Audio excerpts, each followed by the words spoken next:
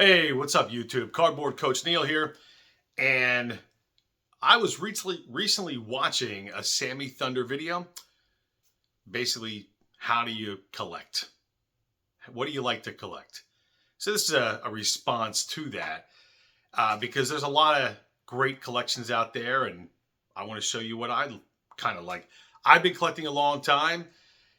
Recently, in the recent years, I kind of have started gearing towards postcards and more unique type of items, things you don't really see every single day. When it comes to that kind of stuff, that's the stuff that I'm learning about. And to me, learning about new items in the hobby, that's part of the enjoyment. That makes it more fun for me. I've seen all the other mainstream cards. I've collected a lot of them. I own a lot of them, but it's the newer stuff that I haven't seen. And when I say newer stuff, things I'm not familiar with, not necessarily the modern shiny stuff. That's a whole other thing, and it's not for me, but my kids like it. I know it's very, very popular, but I'm going to stop rambling right now and just get right on to it. So I collect a lot of postcards. Here's one of them. This is a 1952 Dodgers schedule postcard. And this is PeeWee Reese. It's got a facsimile autograph on the front. So it was PeeWee Reese, I think Gil Hodges, Carl Furillo, Jackie Robinson, and Duke Snider, and there might have been, and PeeWee Reese. I think they all had different postcards. This has the schedule on the back for the 1952 Brooklyn Dodgers season. It's a really, really nice image of PeeWee Reese.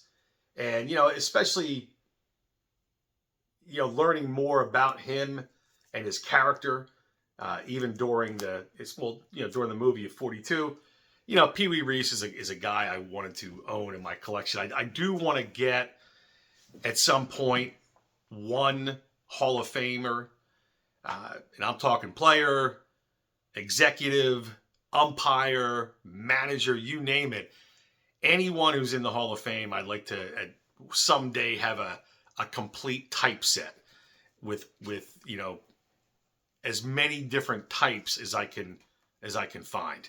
So next up is, we're sticking with the Brooklyn Dodgers, and that was his counterpart.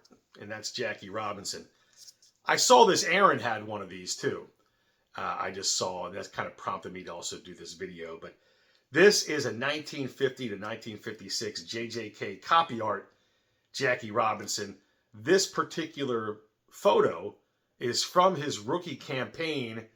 It was also featured on his old gold cigarette card. It's just a great image of Jackie. There are two types, and there's a blank back, and there's also, you guessed it, a postcard back, which is what I have. There isn't a big price difference, I think, between the two. Postcard backs are a little bit tougher to find, from what I understand. Now, the JJK Copy Art Company, this was out of New York City. I think they were around into the early to mid 90s. And they put out a lot of these type of cards for teams. I know the Phillies, the Giants, and the Braves had a number of players featured in this, but there's only one Brooklyn Dodger, and that was Jackie Robinson. And just a great image of him. Jackie Robinson, he's a player that you definitely want to own. And he's, in my opinion, he's one of a handful of players that everyone should have in their collection. And that one's one of my favorite Jackie Robinson cards that I do have. Not his most expensive. It isn't cheap by any means, but it's just a very unique type of card. Now, the next card is just a few years earlier than that JJK, and that's this one.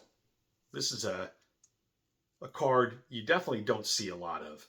You see this image often It was in his 1949 Bowman, a couple of picture pack / team issues from the Cleveland Indians, many of which are oversized, more than this. I don't consider this oversized. Some people do. To me, this is a postcard, perfectly acceptable that you can just tuck it away. But this is an iconic image of Satchel Page.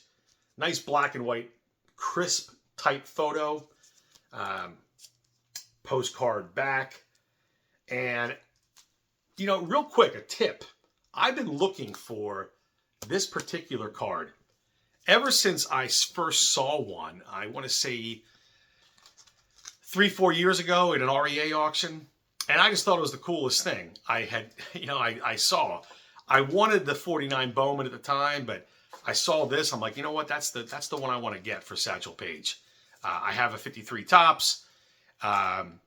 Great images, great card as well. But this one really screamed out. So I searched far and wide, about trying to find that card. And I looked everywhere. I mean, for a few years, eBay, auctions, various message boards on the internet, various social media sites, and including many baseball card groups. Finally, I was asked the question if anyone had one. Guy I had done some deals with reached out like within an hour, 2 hours, and hey, Neil, I got one of those. And we worked out a deal. I submitted it to PSA, thinking was probably going to get a 3, which is what it got, but you never know nowadays. And I'm very, very happy to have the 1948 to 1951 Cleveland Indians team issue postcard of Satchel Page. So it's a really, really nice one out there.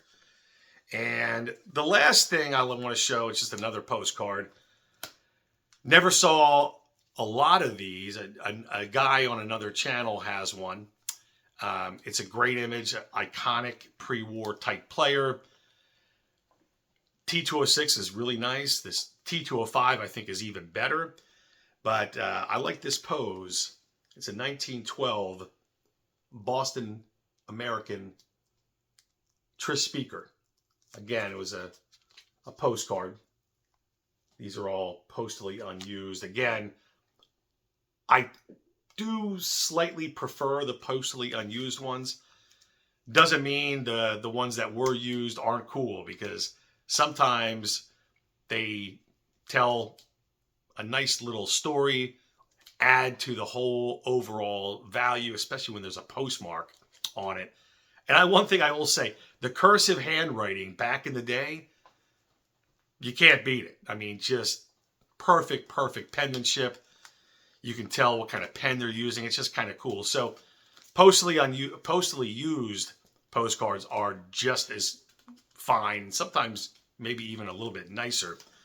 But the Boston American postcard, this was issued by a newspaper back in 1912. It featured all the Red Sox players from the World Championship. Tris Speaker was the only Hall of Famer. Nice sepia tone or sepia tone, however the correct pronunciation is. I've heard both sepia and sepia. But a real nice image of Tris Speaker, the Gray Eagle. And I hope you guys like this video, but that's how I like to collect right now at the moment for the past couple of years. Just stuff that's a little bit unique, doesn't make it more advanced or anything like that. Just I like to find out information about new things.